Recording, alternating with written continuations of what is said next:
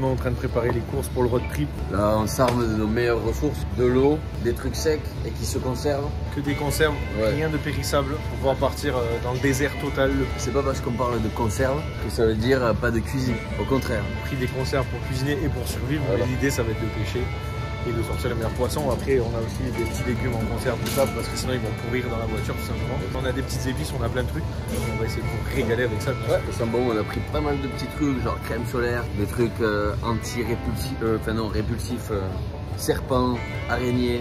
On va essayer de ne pas se faire bouffer par la faune locale. Donc là, c'est le moment opportun, c'est-à-dire que on a tout préparé. Gros, on s'est organisé comme des chefs. Genre, qui l'eût cru, franchement, on s'est complété, on va dire. C'est-à-dire qu'on a acheté quelques box. Donc là, on a la box camping, là, on a la box pêche, là, on a la box food, là, on a, voilà, petite bouteille de gaz. Et ça, c'est la box réserve food. Et après, on a tout, quoi. Le petit skateboard, la vaisselle. Là, on a le cooker. Et bien sûr, si vous voulez entendre quelques bouteilles pétées, du vin de Margaret River, du petit Shiraz, du petit Franklin River, motherfucker. On a des magnifiques cannes. Ouais, voilà, il y a ça aussi. On a les Shimano. De ça, tu nous vois là, viens ici, viens ici. Attends, obligé, sauf que là, ça va être mais du x20, ça va être incroyable. Là, on a un kit pour passer 3 semaines et demie en plein dans le désert australien, et c'est pas des conneries, on y va et on est prêt pour survivre. Il n'y a pas d'auberge, il n'y a pas de nuit d'hôtel, il n'y a rien du tout. Là c'est nous avec nous-mêmes. On n'a pas acheté de poisson d'ailleurs. Et le seul truc, c'est que maintenant il va falloir qu'on pêche pour survivre. Ça va être ça l'ambiance. Les gars, on est dans la voiture, ça y est. Là on est parti pour de bon. Et c'est la route direction les koalas, petit parc tranquille. Bon, c'est la petite transition. Là voilà. Petit koala, première fois pour Tanguy, première fois pour moi aussi. On va voir les premiers kangourous pour Tanguy. Ah ça j'ai hâte. Parce que là, bon, la ville c'est bien, mais en vrai la ville ça va 5 minutes. Nous on n'est pas des citadins. Là il nous tardait vraiment qu'on se barre et qu'on parte à l'aventure. Et là on y est enfin. Là c'est bon. C'est parti. Ça se passe entre toi, moi et Pitou, mon ami. Pitou, c'est le nom du 4x4. On l'a prénommé comme ça. Ça lui va à ravir. Ce soir, première nuit dans la nature. Et donc on vous laisse nous suivre, on vous montrera toute l'évolution du parcours. Voilà, ça fait à peine 20 minutes qu'on est parti, on a déjà tombé 3 litres d'eau et on n'a plus de clim pour les 3 semaines qui suivent. On a décidé de ne pas faire demi-tour.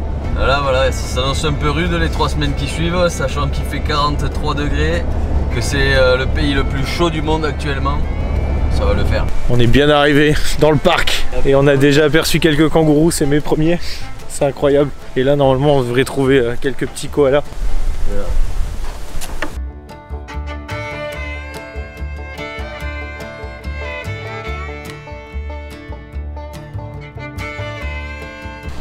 On va essayer de choper un kangourou par derrière. Comme ça, ce soir, on se fait griller du barbecue. Ma parole, on est dans un parc. Les petits, ils ont l'air un peu plus dociles. C'est-à-dire que je vais essayer d'en choper un dans la poche.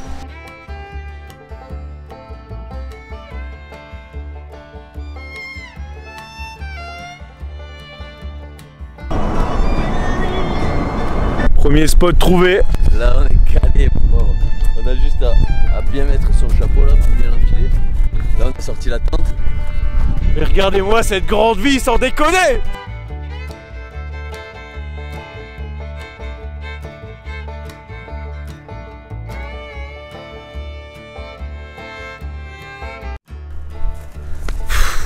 J'ai pas les mots Alex.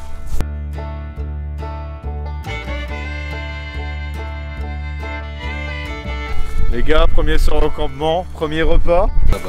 Une belle petite poêle, le gaz il est à fond. On a du riz déjà cuit, il nous reste l'auberge.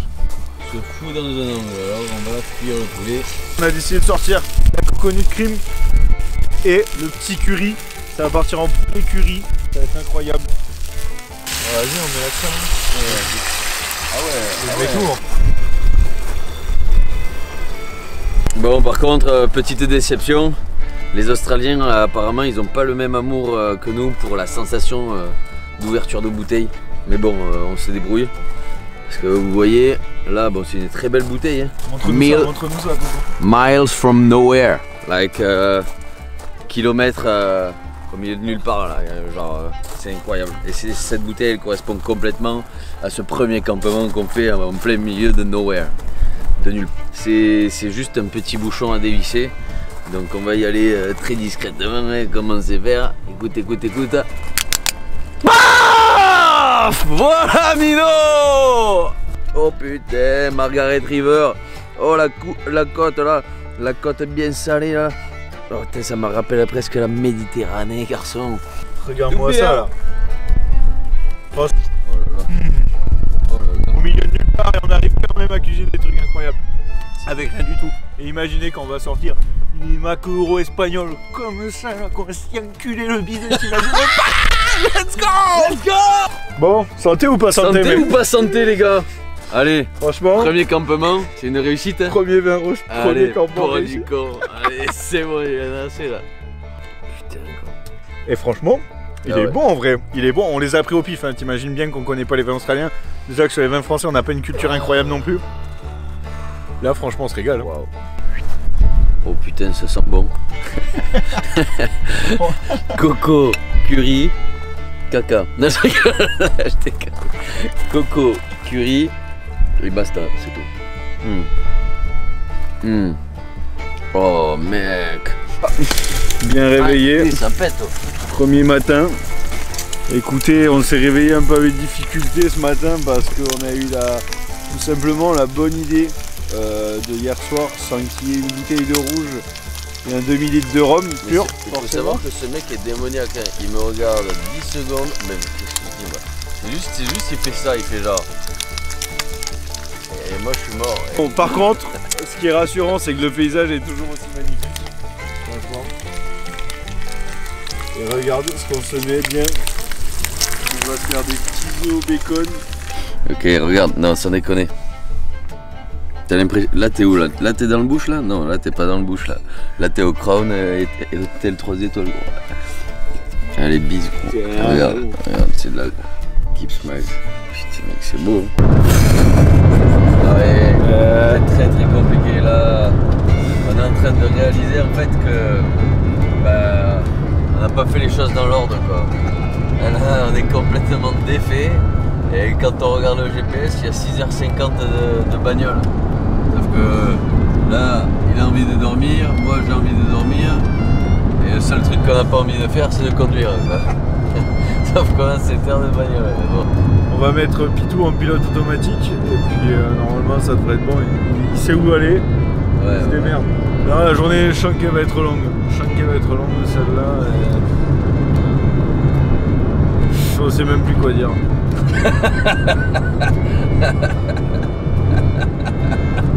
La fatigue quoi. La fatigue. Bref, en gros, pour faire simple, l'objectif du jour c'est on va vers Shark Bay. Shark Bay. Shark Bay. Là ça va pêcher fort fort fort.